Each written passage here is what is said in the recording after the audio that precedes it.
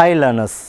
Learning is a continuous process, so the learner can know the process of his or her learning through some of the assessment strategies or methods or practices. Digital technologies are integrated in all the teachings and learning process for enhancing the engagement level of both teachers and learners. Even digital technologies are using for assessment purpose for enriching the assessment strategies in the different perspective in the digital world. This presentation explains on e-assessment practices, types of e-assessment, e-portfolios and digital technology tools for the e-assessment practices. First of all, I am going to highlight the meaning of assessment. Assessment is a process of identifying, gathering, organizing and interpreting informations about learners' learning process. Assessment involves using a variety of strategies and tools to examine, evaluate, measure and recording the documents of the students' learning. Next, I am going to move e-assessment. Electronic assessment is the use of ICT or digital technologies to create, manage, deliver and assess and provide immediate feedback for diagnostic, formative and summative assessment. E-assessment has enormous potential benefits for learners in terms of learning and retention of material as well as the enhancing their engagement with the chosen subject content. E-assessment offers many advantages over traditional pen and paper exams.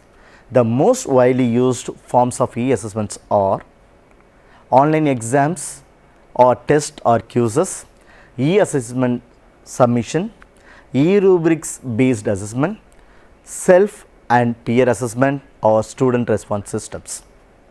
Now, I am going to list out the features of e-assessment. The first one is multiple responses. Learners undertake online tests many times to assess and reassess their knowledge. It provides an opportunity to the students to attempt and answers more than one time. The second feature is instant feedback. The learners get an immediate and focused feedback on their work. The personalized feedbacks help students enhance their knowledge and performance in the subject content.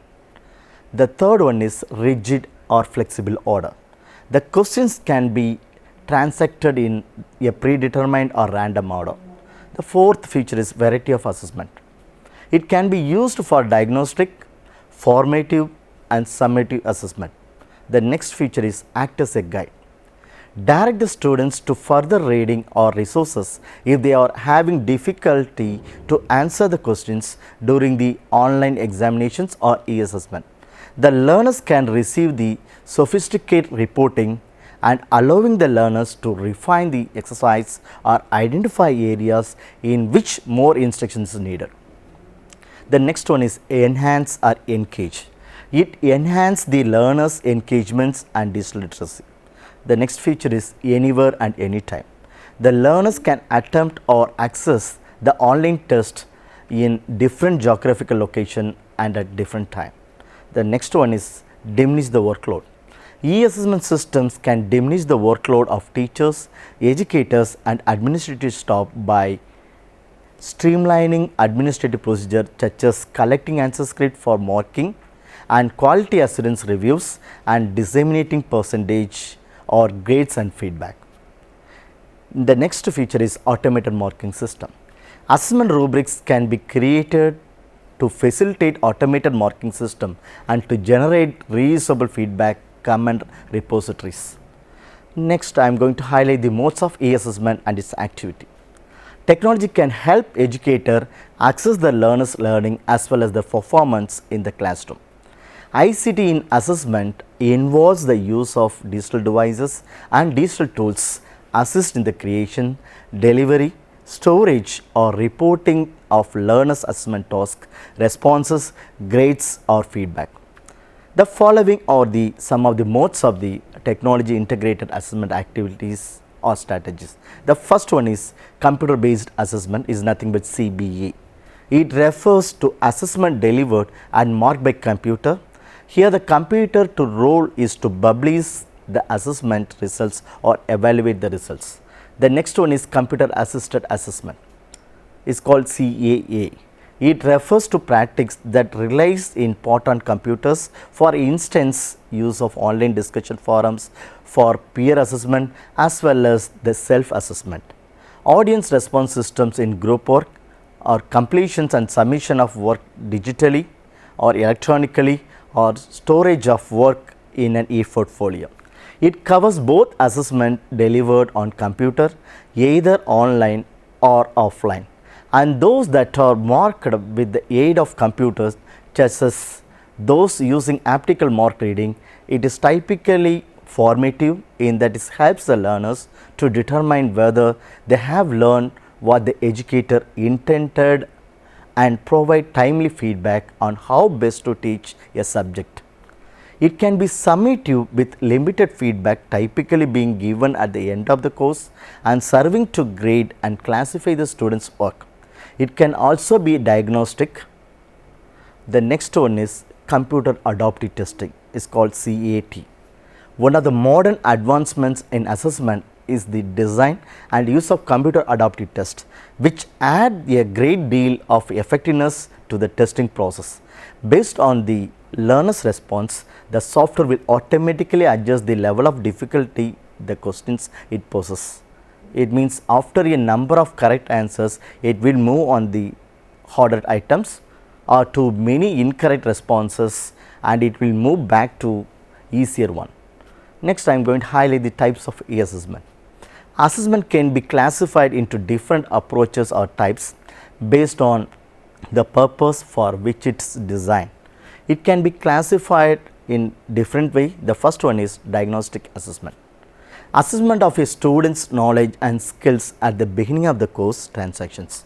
It focuses on the present skills, competencies or abilities of learners at the point in time, and is often said that diagnostic assessments looks backward and formative assessment looks forward. E-diagnostic assessment can be used prior to the teaching activity or if an issue is identified. It can help learners improve the self-monitoring skill to prompt deeper and more effective learning. The second assessment is formative assessment. It provides a progressive feedback to the learners about the current understanding and skills of the course or subjects. Formative assessment can also referred as assessment for learning. The main purpose of formative assessment is to monitor and afford ongoing feedback for learners to develop and improve the learning. Electronic formative assessment can be done with some digital tools such as multidisciplinary discussion boards and reflective blogging, where learners can receive comments from peers and educators. The next assessment is summative assessment. The end assessment of the student's achievement, generally leading to a formal qualification or certification of a skill. Summative assessment can also be described as assessment of learning. It is the evaluation of the learner learning against a set of criteria or standards. The next one is performance assessment. It is one which requires learners to exhibit or demonstrate that they have mastered specific skills and competencies by performing or creating or producing something. Normally, this kind of assessment may be used for the cultural competitions like debate, drama, dance, song, elocutions and fine arts events. Now, I am going to list out the tools of digital assessment alternatives. There is a lot of digital assessment alternatives or exist for assessing learners' performance, particularly few the Web 2.0 tools available today can serve as alternative assessment tools for learners' learning. Now, I am going to be discuss some of the digital assessment alternatives such as online assessment, digital concept map, online forum, survey tools, wikis, blogs, e-portfolio and e-rubrics. The first one is online assessment. Online assessment is the process used to measure certain aspects of information for a set purpose, where the assessment is delivered via a computer connected to a network. There are many online service providers, both free and paid, for designing and developing online tests and quizzes. The tools are, the first tool here I am going to talk about Kahoot. Kahoot is a free student response tool for administrating quizzes, facilitating discussions or collecting survey data. It is a game-based classroom response system played by the whole classes in real time. The second tool is Socrative. Socrative is the quiz-based formative assessment tool which multiple features that can enrich teaching learning. Teachers can design quizzes, space races, exit tickets and more to collect and analyze students' data in real time to make on the spot teaching changes and improve students' learning. The next tool is Quizzes. The Quizzes is an online assessment tool that allows the teachers and students to create and use once another quizzes. After providing students with a unique access code, a quiz can be recorded live as a timed competitions or used as a homework with a specific deadline. After the quizzes have been completed, students can review their answers. Furthermore, the resulting data is compiled into a spreadsheet to give the instructor a clear visual of the student's performance in order to analyze trends in which areas might need to most focus in the futures. The next alternative is digital concept map. Concept mapping is a teaching and learning strategy or approach that involves visualizing relations between concepts or contents and ideas using graphical representations. It is a kind of graphical organizer that consists of various circles or boxes, each of which contain a concept and are all interlinked through the linking phrases. The role of these linking phrases is to identify the relationship between adjacent concepts. Educators can assess the students' learning process with the use of mind map and concept map in a digital mode. The concept mapping tools are: the first tool is Bubble.s, an excellent tool for producing visually attractive concept map. It is web applications, so no need to download and install the apps, and created maps can be saved as an image format. It also supports different sharing and collaborative features. The second tool is Poplet. It is also another excellent tool students can use to create, edit and share concept maps. It offers various features like recording notes in different format with text, images and drawings, export our final work as PDF or JPEG, supports several languages and many more. The next tool is Creatively. It offers plenty of pre-designed mind map templates, supports group work and integrated with third-party tools including Chrome Store and Google Apps. The next alternative is online forums. Learners could be asked to brainstorm on a topic by posting their ideas in a discussion forum. There can be a question answer forum where every learner needs to post their answers in order to see the others learners' response to the questions. Teachers can create many topic specific discussion forums, and this could be used to evaluate learners' level of understanding and misconceptions, if any. Here I am mentioning some of the online tools for creating and organizing the online forum. The first tool is JetaBoards. This is a tool offers free forum hosting that serves as an excellent site for growing an online community. This website has many features like custom profile, joinable group, automatic spam prevention, pin topic and more. The second tool is PHPBB.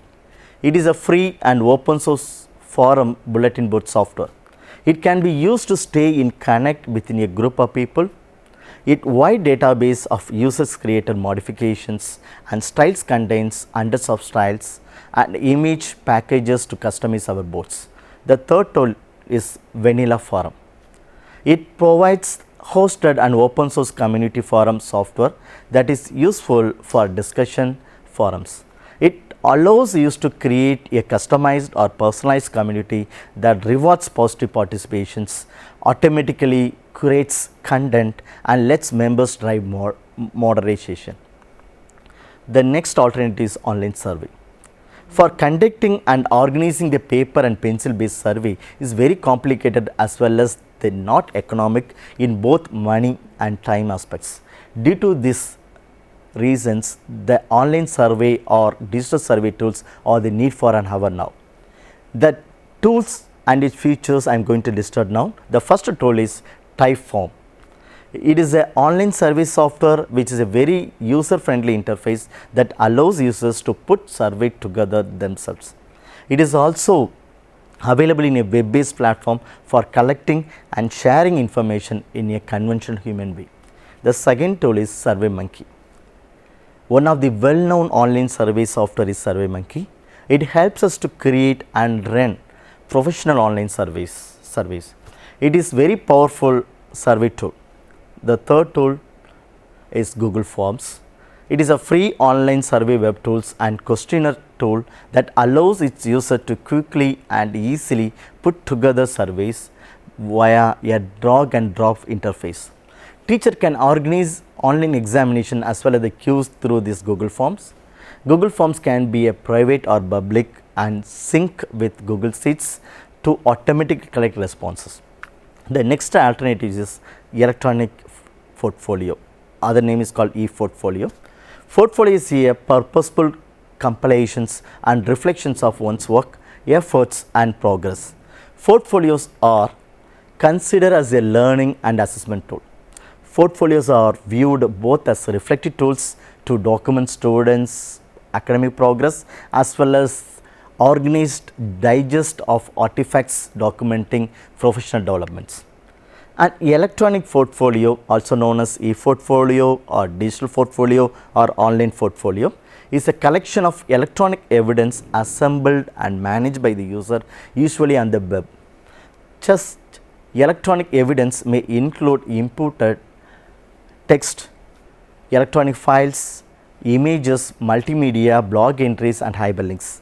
E-portfolios are both demonstrations of the user's ability and platform for self-expression, and if they are online, they can be maintained dynamically over time. Now, I am going to highlight the types of e-portfolio. The first portfolio name is developmental portfolios.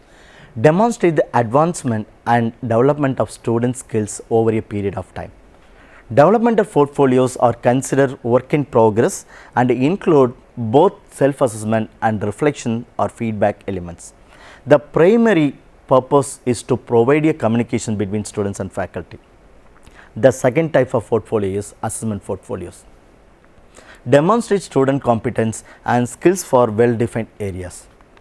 This may be end of the course or program assessment primarily for evaluating student performance. The primary purpose is to evaluate students' competency as defined by program standards and outcomes. The third portfolio is called showcase portfolios. Demonstrate exemplary work and student skills. This type of portfolio is created at end of the program to highlight the quality of students' work. Students typically show this portfolio to potential employers to gain employment at the end of the degrees program. A simple portfolio can be created using presentation software like PowerPoint. There are many advanced portfolio systems currently available. The first one is Asymmetric Toolbox. The next one is Superlink. Next one is Macromedia Director. Next, Adobe PageMail. The next one is Dreamweaver. The next one is Netscape Composer and Acrobat Portable Documents format files. The e-portfolio tools can be classified into other four main types of software systems. The first one is e-portfolios management system. These products are designed and developed specially for e-portfolios systems used in institutions. For example, Epsilon, Makara, PepplePad and TaskStream. The second one is learning management system is none other than LMS. It is a virtual classroom based things. These capabilities provide e-portfolios or add them as modules. For example, Moodle, Frontier and Sakai. The third one is integrated system. Content management system that can provide indirect e-portfolios function. For example, ED, FactLine and Movable Type. The fourth one is other systems like eLog and Blogger, WordPress or Wiki cannot be classified into the previous three types. Now, I am going to highlight the wikis and its pedagogical benefits. A wiki is a website that allows user to collaboratively write, edit and create content material in the website. The most famous example of wiki is Wikipedia, a collaboratively created online encyclopedia. Wikis have become very popular environment for collaborative projects in formal education and training. The learners' contributions in wiki can be assessed by the teachers. This can also be a tool for self and peer assessment. Wikis can be used to engage learners in learning with others. Here I am highlighting some of the tools of wikis and its features. The first wiki tool is wikispaces.com. Wikispace is a social writing platform that also acts as a classroom management tool by keeping teacher and learners organized and on task. It is specially designed for the classroom purpose. Not only does the sites provide easy to use templates, it is a free and also has a variety of assessment tools. The next wiki tool is wiki.com. This website is a free to users at the basic level of options. Some of its features include easy to use website templates with unlimited pages, free web hosting and domain name, control over ads and the chance to earn some money with ads. The next tool is ppworks.com. With over 3 lakhs of education based workspaces, the wiki like websites offer educators a range of options that increase student centered learning. Students can build websites or web pages that can be shared with other students and staffs. The next thing I am going to highlight here is blogs and its features. Blogs are a web blogs that are updated on a regular basis by their author. They can contain information related to a specific subject or a topic.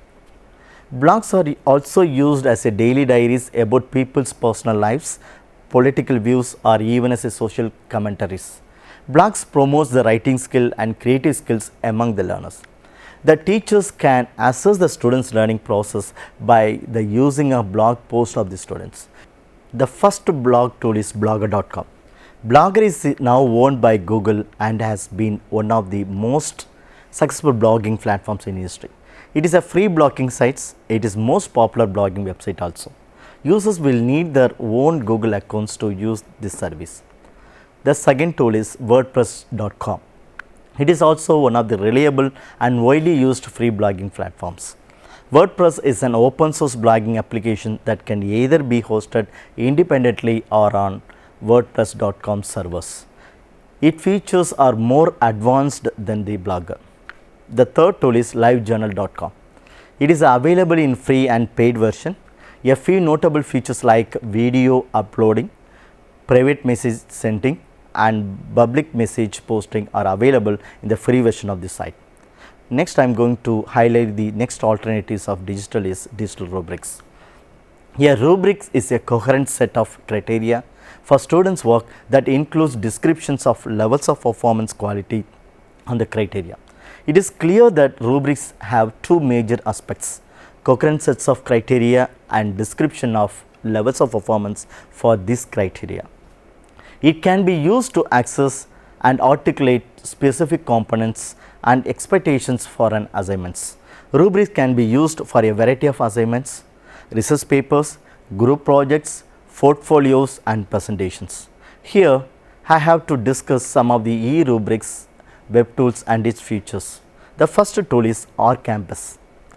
OurCampus is a comprehensive education management system and a collaborative learning environment. OurCampus has a digital rubric features known as iRubric. The second tool is EasyTagger. Is another digital rubric creation tool available online and can be accessed from the website www.easytagger.com. The third tool is RubyStar. It does away with the tedium of creating rubrics from scratch by allowing us to customize one of many template rubrics. We can use the rubrics as it is or modify the templates to better serve our particular students' needs. Now I am going to highlight the mobile labs for the assessment purpose. The increasingly capacity of wireless communications and the growing number of mobile devices, example smartphones and tablets, on the one hand, as well as the modern internet technologies like JavaScript, HTML5 on the other hand, provide new possibility for mobile based learning and assessment.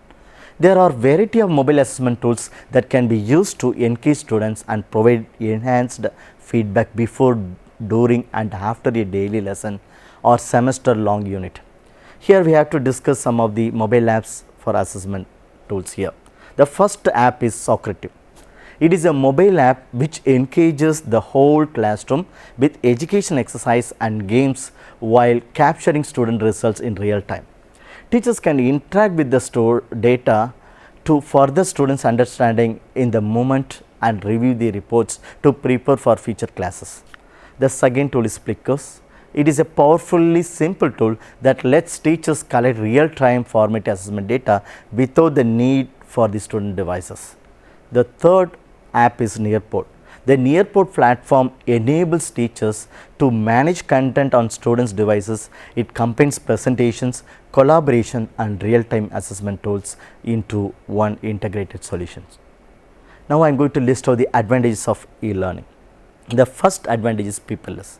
Never to take printout or photocopy for the organization examination. Assessment also can do without papers. Everything can be done through the electronically. It saves paper as well as the trees. The second advantage is a time saving. Completely automated systems of e-examination and e-assessment systems saves the time.